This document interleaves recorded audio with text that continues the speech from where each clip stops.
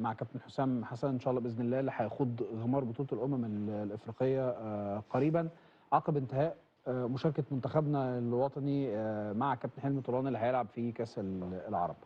شوف ازاي كلام كتير اتقال في الفتره اللي فاتت كابتن حسام حسن مرهون استمراره ببطوله الافريقيه بمدى ما يحققه. يعني الحقيقه الحاجات اللي احنا بنسمعها ديت حاجات مبالغ فيها. مبالغ فيها قوي يعني احنا لما نيجي نتكلم على كابتن حسام بتاريخه بانجازاته بعطائه للكره المصريه كلاعب، واضافه في الفتره اللي فاتت دي كمدرب.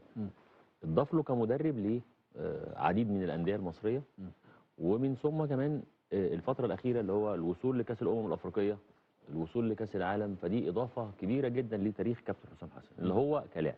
فطبعا انا شايف ان اللي بيحصل ده امور مبالغ فيها. نتمنى له التوفيق.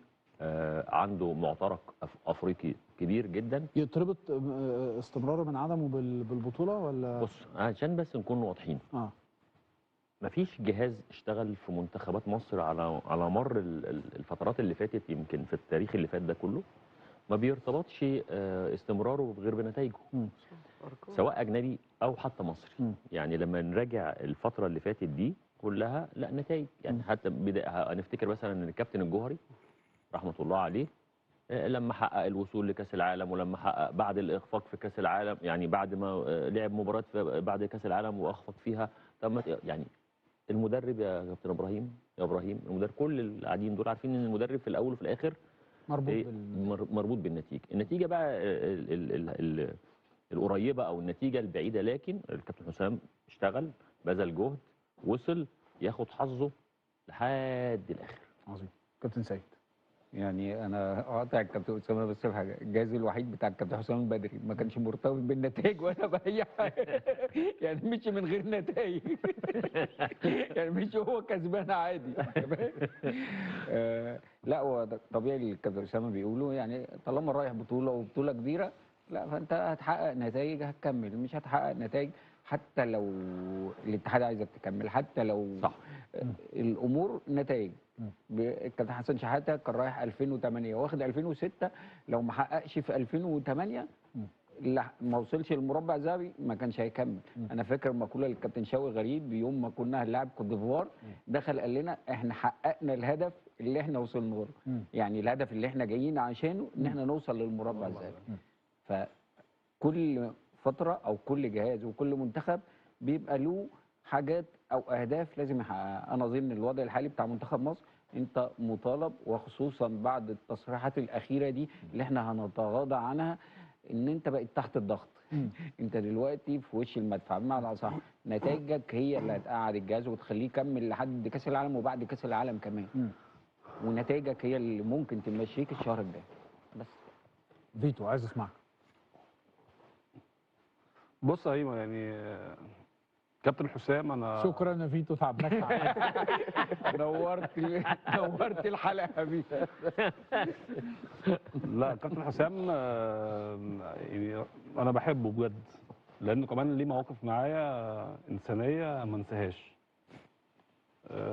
لكن لو هتسالني بحياديه انا شايف ان الكابتن حسام صعب الامور على نفسه بشكل كبير جدا، وبشكل ما فيش داعي ليه اصلا.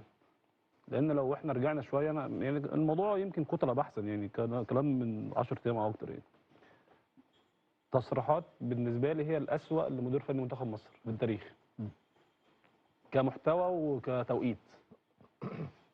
واعتقد كابتن حسام لو رجع بالزمن ما كانش هيحب يقول التصريحات دي. المحتوى صعب جدا، يعني انا يمكن مختلف مع التصريحات كلها، وتوقيتها انت كل ما بتقرب للبطوله المفروض بتلم اكتر. زائد ابراهيم ان انا وجهه نظري المتواضعه، يعني ما فيش اي داعي للتصريحات دي. هل يعني تفتكر كابتن حسام مشدود؟ طب كمل عشان ما كنتش بقطعك. اتفضل. حتى السؤال ده مشدود. كلمه مشدود حاسس بالقلق ان هو كلمه مشدود دي ممكن يبقى الموضوع بالنسبه له بعد الحلم الكبير اللي وصل له كاس عالم ما يبقاش موجود. ما فيش اي حاجه تخلي كابتن حسام يبقى مشدود. ليه؟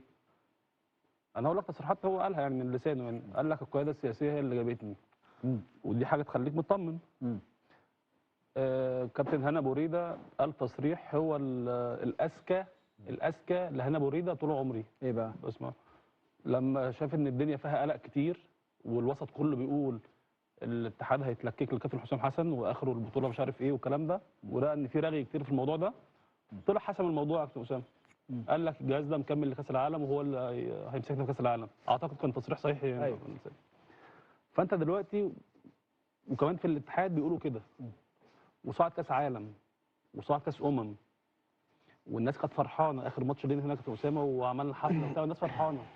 فما فيش اي داعي يخليك مشدود او تخليك تقول تصريحات تصعب الامور عليك. ليه تصعب الامور عليك يا ابراهيم؟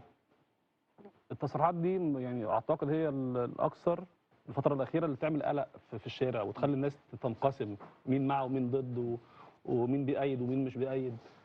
انت راجل لو تخيل لو كابتن حسام طلع بعد الماتشين دول، ماتشين بطوله وديه، انت بتجرب يا كابتن اسامه وبتشوفه وبتاع، طلع قال يا جماعه انا بشكر اللعيبه على المجهود اللي عملوه، جايين من السوبر وجايين مش عارف من ايه، وبشكر الناس على الدعم. حتى لو مش كل الناس بتدعمك، مظبوط، قول كده بس بشكر الناس على الدعم. هتكسب كل الناس. والقلق اللي احنا فيه ده والبرامج كلها تتكلم في الموضوع، محدش هيتكلم في الموضوع ده. فهي الموضوع اتصعب عليه لان هو دلوقتي مطالب. كابتن حسام بتمنى له التوفيق اقسم بالله، يعني نفسي يكسر الدنيا مع المنتخب وياخد بطوله الامم ويبقى موجود في كاس العالم، نفسي. بس هو صعبها لانه دلوقتي محتاج يعمل 200% من المجهود اللي كان هيعمله. ليه بقى 200%؟ عايز يكسب الشارع تاني، يكسب الناس تاني، يكسب اللعيبه تاني، لان مليون في المية يا ابراهيم التصريحات دي بتطول الكل، بتطول الناس اللي بتهاجم والاعلام والناس اللي بتنتقد واللعيبه اللي انت الكلام ده برضه مؤذي ليهم. فانت عايز تكسب الناس دي كلها تاني، فانت عايز تعمل مجهود 200%. بس لازم تبدا، يعني تبدا الاسبوع ده تطلع توضح التصريحات دي، والشعب المصري انت ليك رصيد عنده اصلا كاسم حسام حسن، ليك رصيد.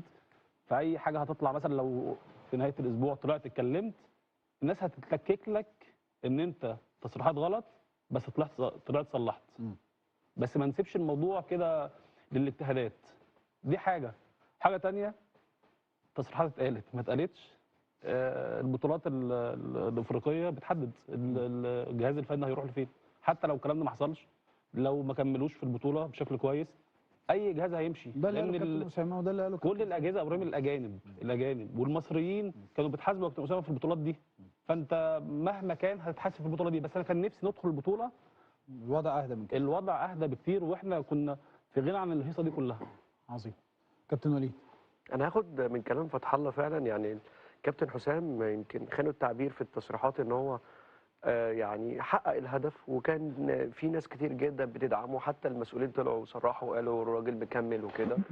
كان طلع قال كلام ان اللعيبه في اجهاد، في ضغط، انا بجرب، انا بشوفه كويس ان قبل بطوله ظهر لي حاجات كتير جدا اقدر احط ايدي عليها فنيا والكلام ده.